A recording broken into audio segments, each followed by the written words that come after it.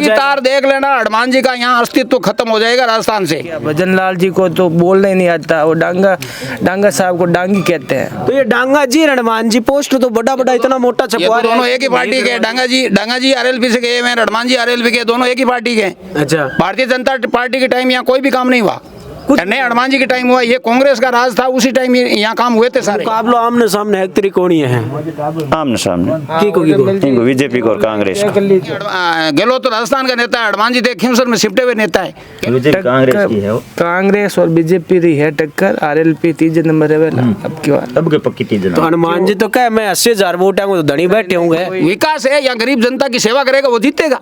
कौन करेगा? तो कांग्रेस ही करेगी, गरीब का किसान का। ये कांग्रेस ही हितैषी है, बीजेपी वालों ने कब हितैष किया था इन पार्टी इन कौमों के।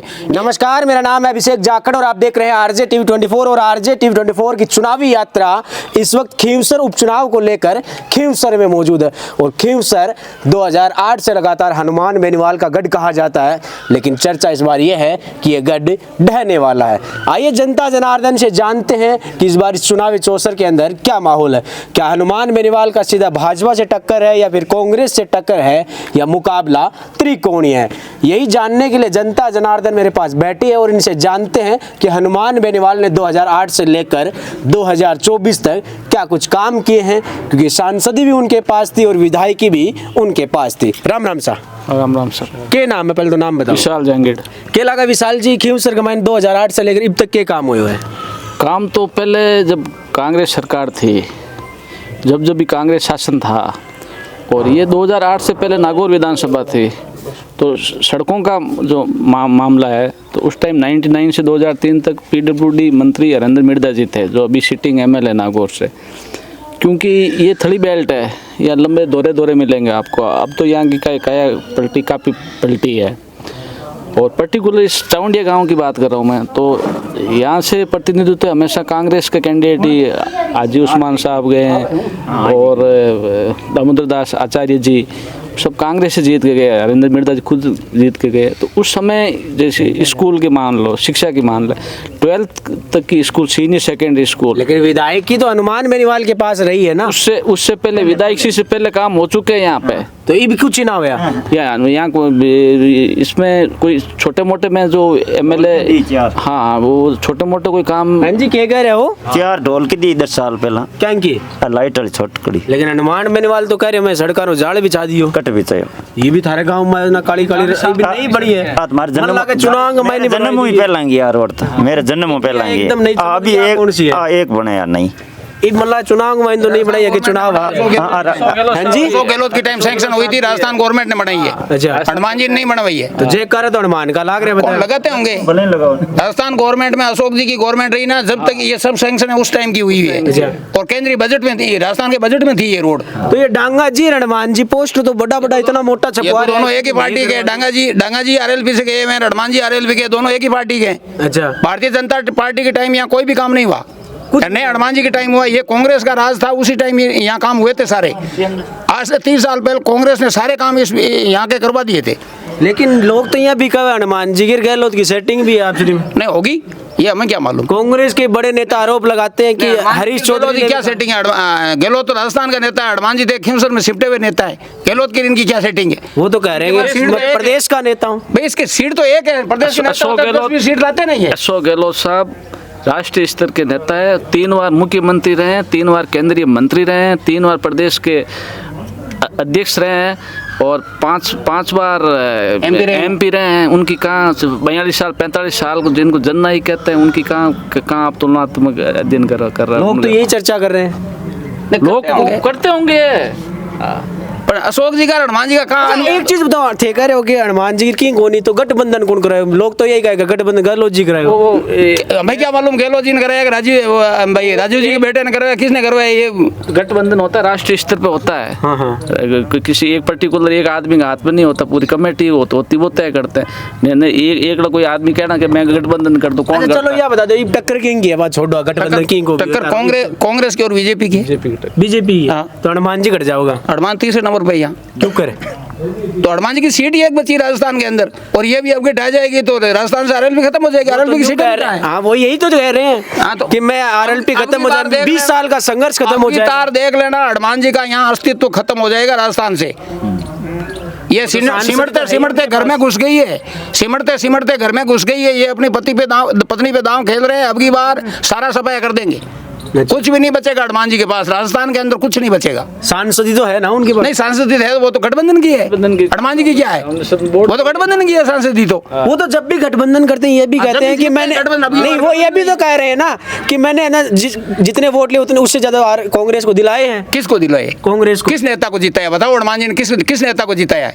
कौन से आरएलपी ने कहाँ जिताया? बाड़मेर में मैंने दिलवाए, जोधपुर में। इसका बाड़मेर का खुद का एमएलए था, वो कांग्रेस में मिल करके कांग्रेस से सांसद बना है। किसको जिताया इसने? किसको जिताया बताओ मुझे, एक भी नेता का नाम बताओ कि उसको जिताया है। हारा हुआ आदमी डेढ़ता में इसका हार गया। फिर उसका राजनीतिक वहाँ के मतलब कांग्रेस के लोग स्वीकार नहीं कर रहे हैं उम्मीदवार। कैसे कर रहे हैं? कांग्रेस में गया है जब जीता है, वो स्वीकार कैसे करेंगे? कांग्रेस में गया है जब जीता है। हनुमान जी से जीतता तो वो अपनी पार्टी से जितवाते है ना।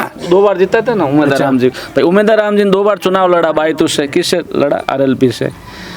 और जब हमारी पार्टी में आए यहाँ पे, कांग्रेस में आए, तो स्वीकार किया ना, लोगों ने वोट दिए ना, उसको सिरमौर बना के भेजा ना। 1 लाख, 1.25 लाख, 1.5 लाख से जीता ना बीजेपी को, केंद्रीय मंत्री कैलाश जी को कांग्रेस में हराया। छोरा था रविंदर, वो टक्कर में आ गया इसलिए हार गया। रविंदर से क्या मतलब निकला? रविंदर टक्कर में था, उससे क्या मतलब हुआ? सीधी फाइट से अब लड़वा लेना, वो तो जीतेगा। और भी कांग्रेस वाला वहां से बैठ में परमगढ़ सीट है कांग्रेस की, नागौर के जैसे ही बैठ में परमगढ़ सीट है। आप खींवसर बात जाओ, पाचा खींवसर में बताओ मन तो काम तो चलो कौन नहीं बताए थे के मुद्दा रहेगा बता दो भाई। विकास है या गरीब जनता की सेवा करेगा वो जीतेगा।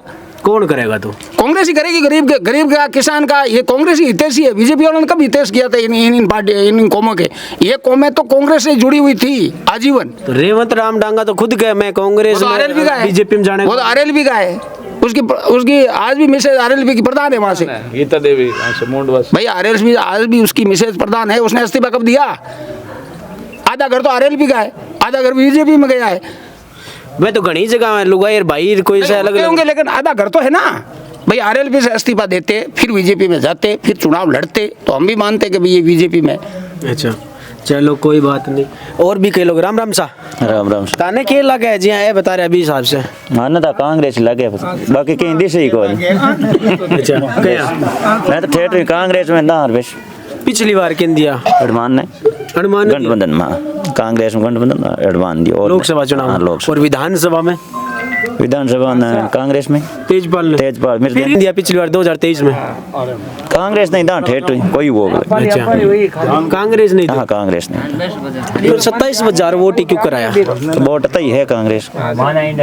इब टक्कर में गया 27,000 पहल की बार हरेंद्र जी ने वोट लिया, सभी सिंह जी पहल को 70,000 लिया नहीं कोई ने तो डापा तो गुजी ना बेकार ने कम आदमी ला रहे। अब सभी जी का आई वोट देखो थे मुकाबलो आमने सामने है, तरी कौन है आमने सामने की बीजेपी को और कांग्रेस का। ये माहौल सेट कर रहे हो या रियल में है? रियल बिल्कुल रियल। राम राम सा ताने के लागे भाई राम राम सा के लागे है? ये तो कह के आमने सामने है कई टक्कर कांग्रेस की है वो। कांग्रेस और बीजेपी रही है टक्कर। आरएलपी 3 नंबर है अब की बार। अब के पक्की 3 तो हनुमान जी तो कह मैं 80,000 वोट आऊंगा तो धनी बैठे होंगे। कोई 80,000 वोट नहीं है। जो बीड़ा साथ चल रहा है ना वो सब बाहर के है, इधर के कोई लोकल आदमी कोई है ही नहीं। डांगा साहब आता और डांगा साहब तो इनकी बी पार्टी है।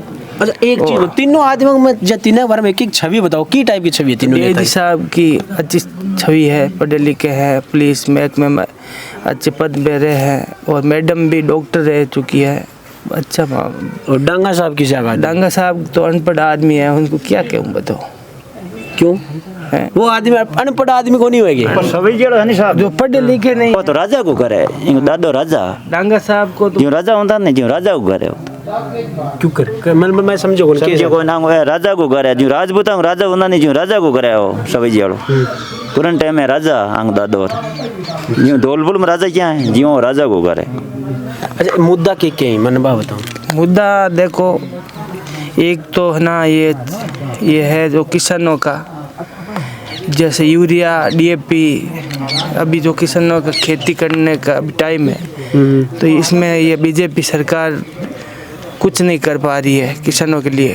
और हम तो किसान हैं, किसानों के एरिया है पूरा इधर। 11 महीने में बीजेपी का राज रहा है, क्या कुछ नहीं काम किया। है? भजन लाल जी को तो बोलना ही नहीं आता, वो डांगा साहब को डांगी कहते हैं।